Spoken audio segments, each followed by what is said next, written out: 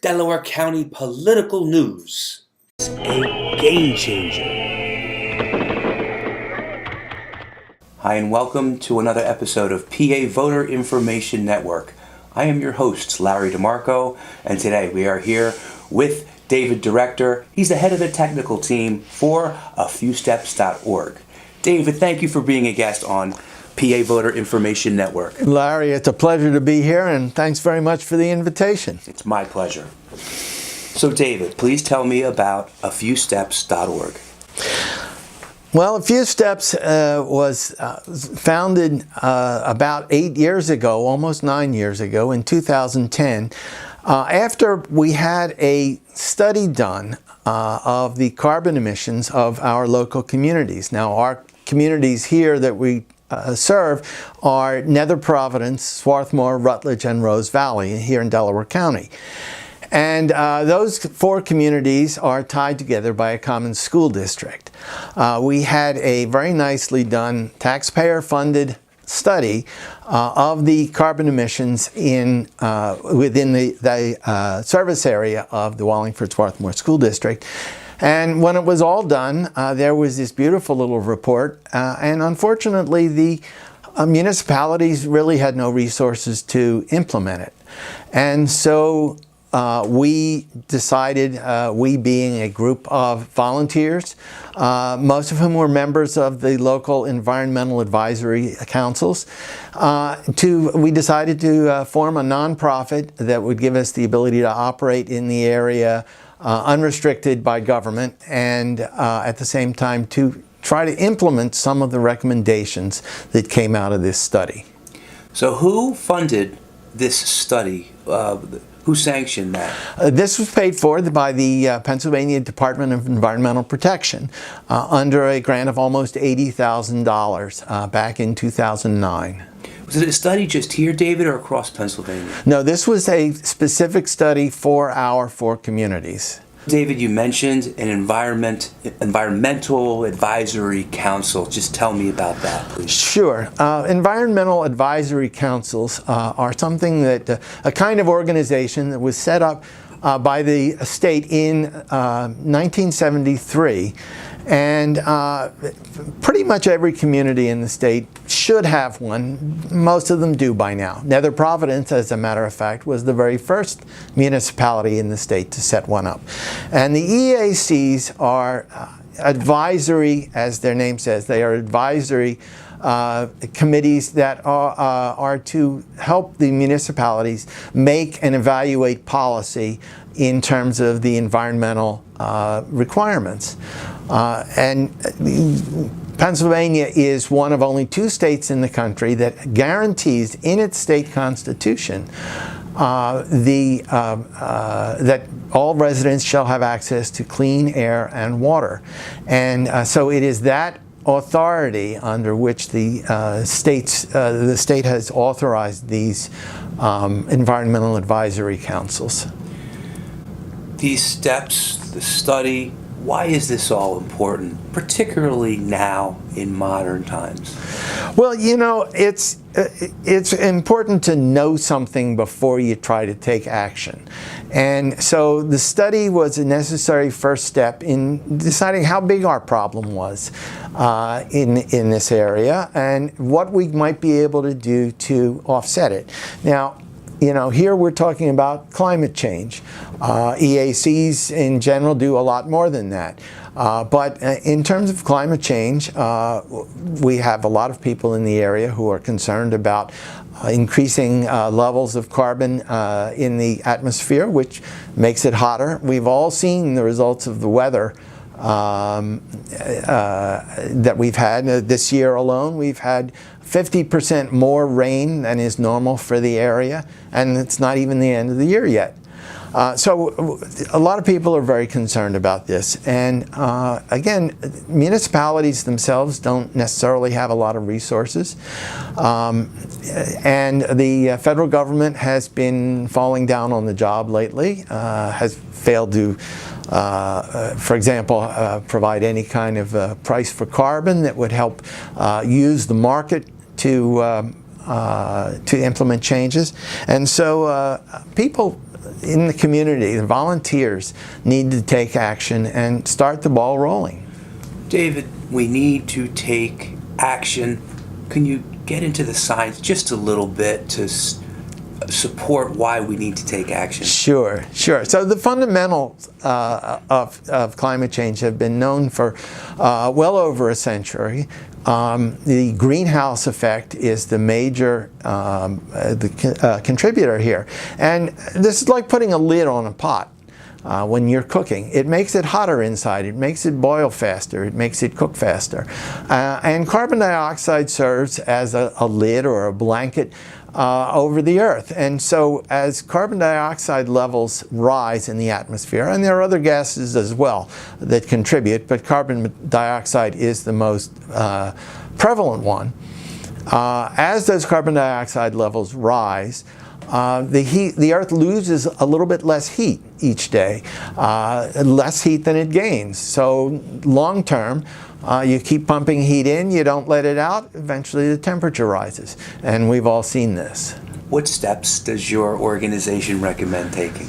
Well, it's a big problem, but you know, the way you solve a big problem is you break it up into smaller things and you look at individual actions that can be taken that may have an insignificant effect in and of themselves, but on the large scale add up to quite a bit. And so there are 7 things that we like to talk about. What are the initiatives that you recommend individuals take? Well, there are a number of things that we focus on at afewsteps.org. As our name suggests, we believe that a few things that each individual does can make a difference when added up. So here are a few things. One is green energy, buying renewable energy, which you can do at papowerswitch.com. And you may pay a little bit extra for it, but you get environmental benefits, not just reducing carbon, but reducing air pollution. This is something that benefits everybody. David, green energy, can you just give me an example of what that would look like? Sure. So when you buy electricity from your local utility, it all looks the same. There aren't green electrons or black electrons or any other color electrons. They're all the same. What is different is where they're generated and using what fuels. So traditional energy generation is fossil fuels. It's coal, and it's gas in particular. Those are the common ones. Then there is nuclear energy, which is green in that it does not emit carbon, although it does create nuclear pollution, that is to say waste that eventually has to be dealt with. But it's relatively clean and a relatively good source of energy. And then there are the renewable types. That would be wind, solar, and hydroelectric. Now, hydroelectric has been in use for a long time. Those are the dams you'll see on rivers and streams. But there's only so much that you can get that way because a hydroelectric dam impedes the fish and wildlife and exacts a toll on the stream. So you can only go so far with that. Wind and solar are things that are still being built out. And here's where there's an opportunity for Pennsylvania as a state and for individuals living here. And that is that as we build out solar and wind energy, we reduce our overall pollution, we improve our net energy mix, and at the same time, we create jobs in building and maintaining those wind farms and setting up those solar installations. You have a second initiative that allows us to give life. Tell us about the second one. Well, that would be trees. Trees are good in so many ways, and the most important from a climate point of view is 2 ways, and that is that, first of all, they provide shade, and so they reduce our consumption of electricity, for example. If you have shade on your house in the summertime, it will reduce the amount of air conditioning you need to cool the house. And, of course, at the same time, they take up carbon dioxide. They remove carbon dioxide from the air, and what do they do with it? They mix it with water and convert it into wood.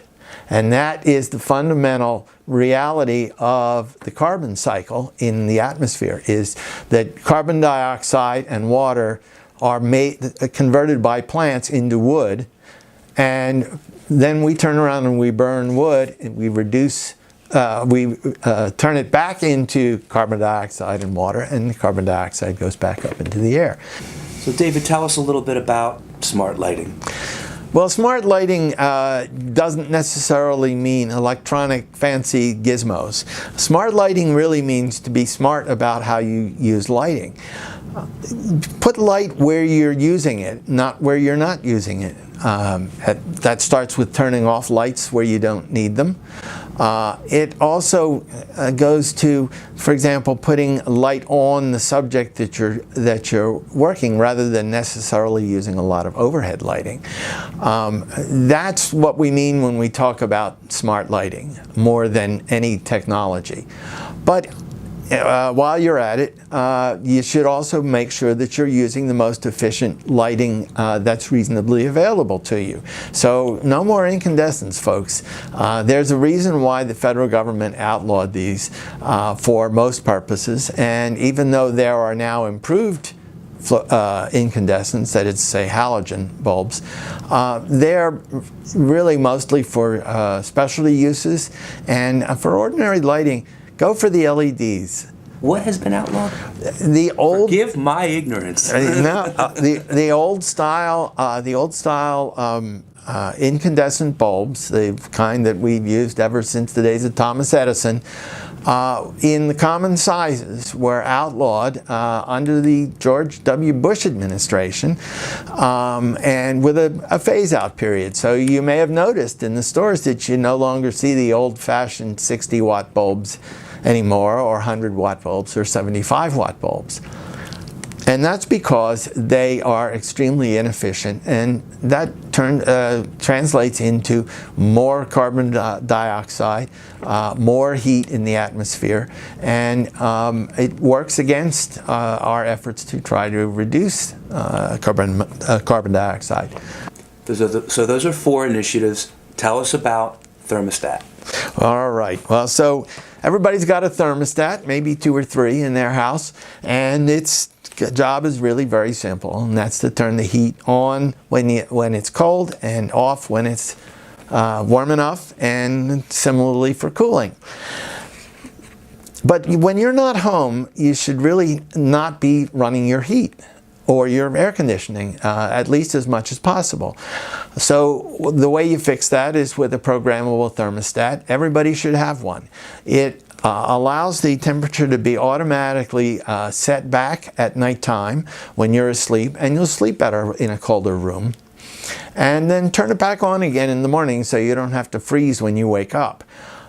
These are very easy to install and inexpensive to buy, and will save you their cost in the first year.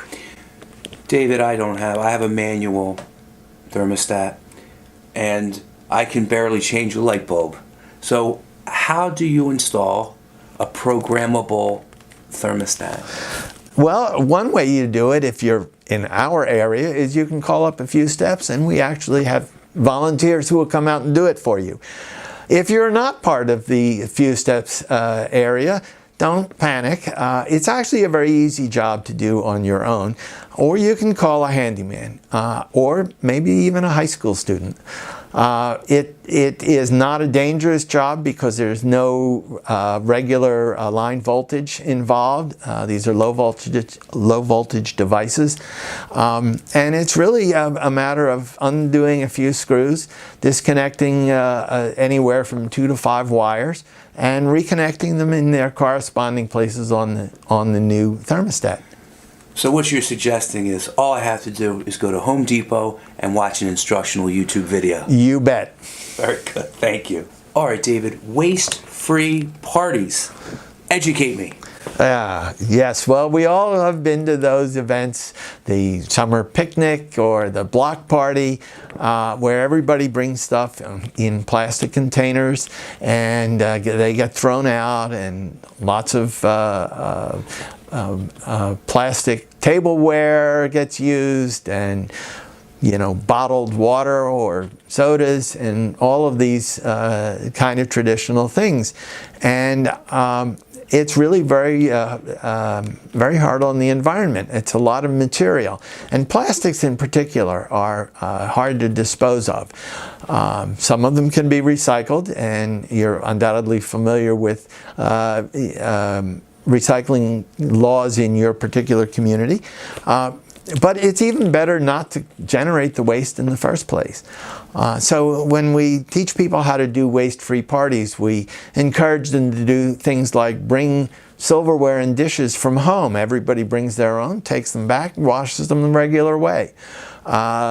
Eliminate the use of disposable plates, utensils, and cups, and particularly the plastic ones. The idea is to reduce waste to as close to zero as possible. So there has to be a commitment from the whole group to participate, of course. Yes, indeed. An opportunity to get together with your neighbors and talk and exchange information. David, there's a law that relates to all these steps that you're recommending that we take, Act 129. Share with us its relevance. Okay, and I should have mentioned Act 129 in the area where it really makes the most difference, and that is when we talk about energy. Act 129 is actually a law that regulates electric utilities in the state of Pennsylvania. It was passed in 2008 in the Rendell administration, and it is, as a matter of fact, just 10 years old within the past month. Act 129 mandates that electric utilities spend a certain amount of money every year in promoting energy efficiency and reduction in demand. And each electric utility gets to develop their own plan as to how they will accomplish these objectives. But essentially the law sets out certain benchmarks that they must achieve every year in the reduction of usage and overall demand. And so Act 129 is why we have discounts on light bulbs from Pico when you go to Home Depot or any of the other major retailers. Act 129 is why here in the Delaware Valley you can recycle a refrigerator that is in working condition but really too old. And Pico will pay you for it. Why is that? Because those old refrigerators use a lot more power than the newer ones. And so Pico is spending money to meet its obligations under Act 129 to further those energy efficiency kinds of objectives.